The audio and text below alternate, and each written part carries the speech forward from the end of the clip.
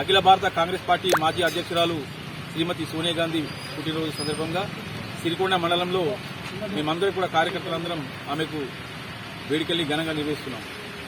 మరి మనం గత 10 సంవత్సరాల కింద చూస్తే ఆ రోజు ఈ తెలంగాణ కోసం ఎంతో మంది బలిదానం చేసుకున్నారు.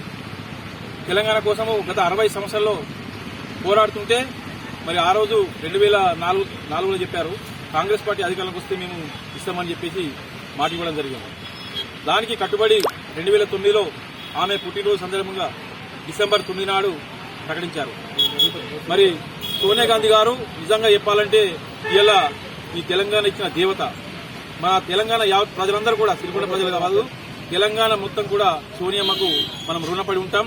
మరి ఆమె చేసినటువంటి త్యాగం ఈ ఎవరు కూడా చేయలేరు. నిజంగా చెప్పాలంటే ఒక పెద్ద రాష్ట్రాన్ని కోల్పోయినాం. కాంగ్రెస్ పార్టీ కోల్పోతామని తెలుసు. మరి ఆ రోజు 33 మంది పార్లమెంట్ మెంబర్ ఉంటే అందులో ఆంధ్రప్రదేశ్లోనే 22 మంది ఉండే, తెలంగాణలో 11 మంది.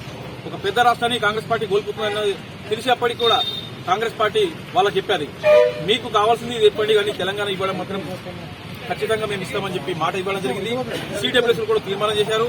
మరి ఇవాళ తెలంగాణ వచ్చిందంటే ఓన్లీ సోనియా గాంధీ దయ వల్లనే తెలంగాణ వచ్చింది. ఇలా కేసీఆర్ వల్ల కావచ్చు, మిగతా వాళ్ళ వచ్చి కాదు. ఆ రోజు అందరూ కూడా యువకులు కావచ్చు, రైతులు కావచ్చు, కార్మికులు కావచ్చు, కర్షకులు కావచ్చు, ఎంతో మంది రోడ్లు ఎక్కి మనం తెలంగాణ కోసం పోరాడినాం. అవన్నీ గుర్తించి సోనియమ్మ తెలంగాణ ఇచ్చినందుకు మరొకసారి ఆమెకు నిజంగా చెప్పాలంటే ఏమిచ్చినా తక్కువనే. ఈ రోజు మనం ఇలా తెలంగాణ అగ్రగామిగా ఉన్నదంటే దానికి సోనియా గాంధీ దయ వల్లనే మనం ఇలా ముందులో ఉన్నాం. అభివృద్ధిలో కావచ్చు, ఇలా తెలంగాణలో మిగులు బడ్జెట్ ఉన్నదంటే అది సోనియమ్మ దయ వల్లనే, తెలంగాణ రావడం వల్లనే. కాబట్టి మరొకసారి మేమందరం కూడా సిరికొండ మండలం తరఫున ఆమెకు కృతజ్ఞతలు చెప్తూ, ఆమె మరి నిండు నూరేళ్లు ఆ భగవంతుడు ఆశీర్వాదం ఇవ్వాలని చెప్పేసి, సుఖ సంతోషంతో ఆమె ఉండాలని చెప్పేసి కోరుకుంటూ, జై సోనియమ్మ.